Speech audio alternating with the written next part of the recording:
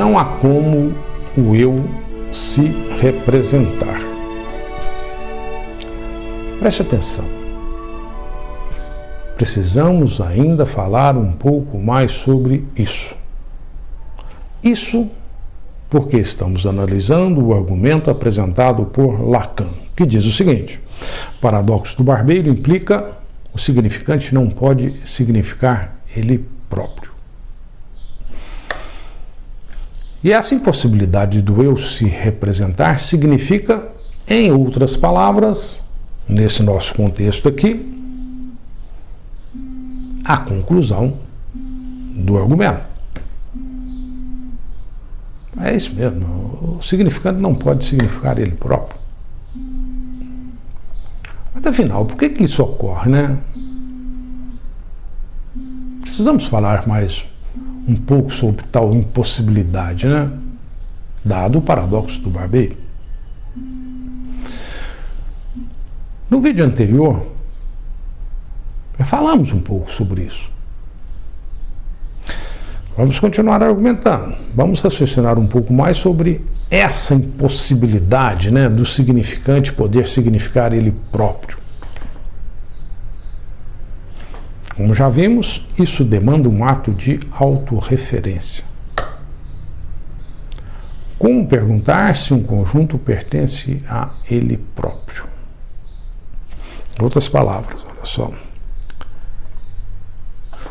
O significante é o definidor do conjunto das coisas que ele significa. E dentro desse conjunto, ele próprio, o significante, está presente. É claro, pô, o significante pertence ao conjunto que ele próprio define. E como já vimos, se admitimos tal fato, então podemos definir conjuntos paradoxais. Como aquele conjunto, o conjunto grandão. Não? Olha só que coisa interessante, presta atenção. Presta atenção, por exemplo, no que Lacan disse. O significante não pode significar ele próprio.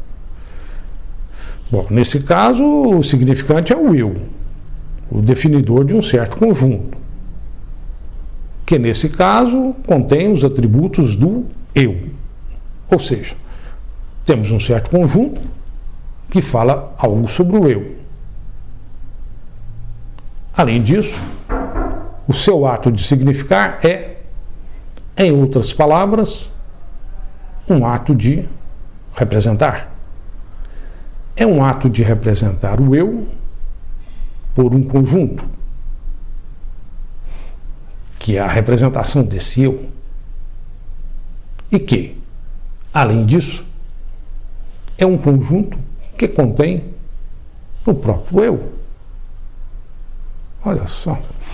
E vendo as coisas dessa forma, né, nesse sentido, podemos até, eu diria, parafrasear Lacan. Né? Lacan disse assim: o significante não pode significar ele próprio.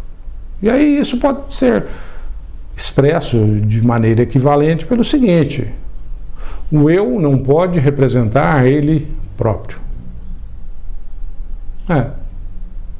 Há uma certa analogia, né? Veja que essa impossibilidade, né? Impossibilidade decorre da autorreferência paradoxal. Olha só, preste atenção. Autorreferência paradoxal. Mas por que é assim, né? Veja. Para o eu representar o mundo, como já vimos, é preciso elaborar uma transcrição sintática das ideias semânticas que esse eu tem sobre o mundo. E aí, no caso em que o eu olha para si, esse mundo é ele próprio. Assim, eu diria o seguinte: nesse processo, em geral, né, inicialmente o eu olha para si, para tentar se compreender, e em seguida usa argumentos de analogia, né, de analogia para concluir sobre os outros eus. Como assim? Olha só. Primeiro eu olho para mim e estabeleço premissas a meu respeito. Em seguida, a partir dessas premissas, concluo fatos a meu respeito. Tais conclusões me levam a compreender-me um pouco mais. Aí depois eu olho para os meus semelhantes. E aí, por analogia, suponho que há neles, nos meus semelhantes, o que há em mim.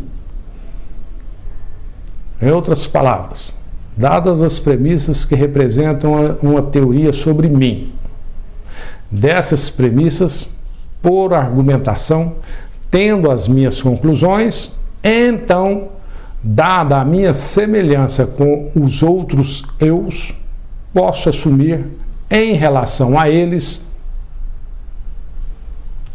as mesmas premissas. E, por analogia, tenho também as mesmas conclusões. Olha só, temos aqui uma argumentação por analogia que é, do ponto de vista lógico, extremamente frágil.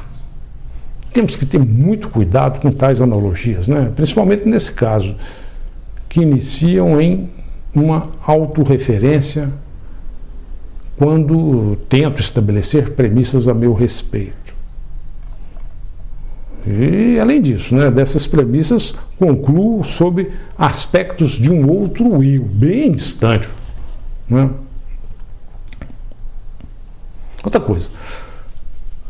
Outra coisa complicada nessa empreitada do autoconhecimento.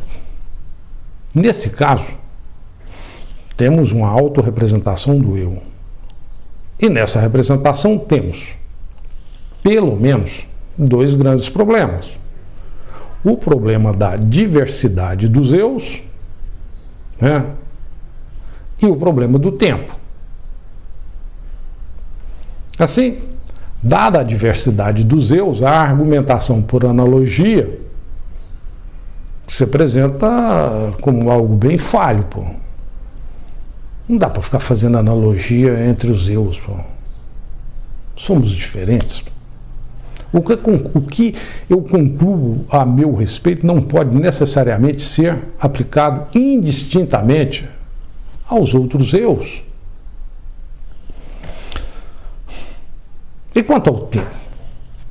Veja o que acontece, né? Presta atenção. Lembra da laranja? Né? Laranja, né? A gente estava representando a laranja pela palavra laranja, né? Poxa, será que o tempo da laranja é análogo ao nosso tempo? Em outras palavras, será que o tempo do mundo coincide com o tempo que percebo? Parece que não é bem assim.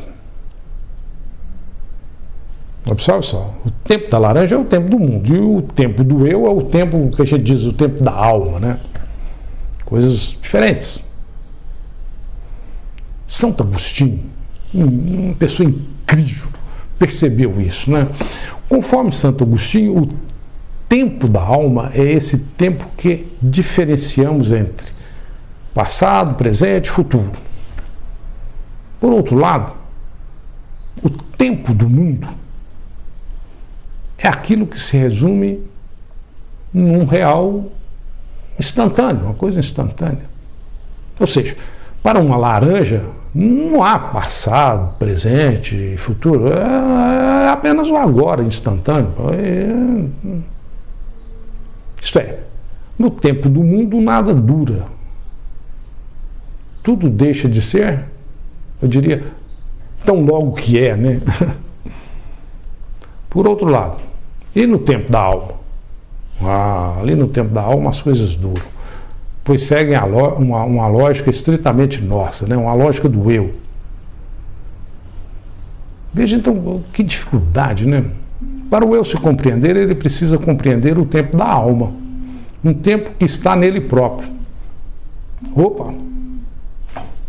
Temos aqui, de novo, uma autorreferência severa, meu amigo, dificílima. A representação do eu por ele mesmo, utilizando o tempo da alma, que é um tempo do eu, um tempo dele próprio, é muito difícil, claro que é. conclusão de tudo isso, parece que Lacan está correto. O significante não pode significar ele próprio, pois tal fato é paradoxal sob vários ângulos. Na diversidade do eu, na temporalidade do eu e na autorreferência que tudo isso exige para algo poder se significar. Portanto, olha só, desse ponto de vista, eu diria que é até meio desanimador, né, pensar sobre as possibilidades de compreensão do eu, né? Parece que não tem tal possibilidade, né? Pois tal empreitada, né, é por princípio paradoxal. Olha só. Essa é uma conclusão importante. Concluir impossibilidade é também coisa importante, pois evita que a gente tente resolver problemas insolúveis, né? Isso mesmo. Para finalizar, veja só, caminhamos para concluir dificuldades e impossibilidades. E ainda temos outras questões. Dado que o significante não pode significar ele próprio, né? Afinal, o que temos como consequência de tal fato? No próximo vídeo vamos falar um pouquinho sobre isso.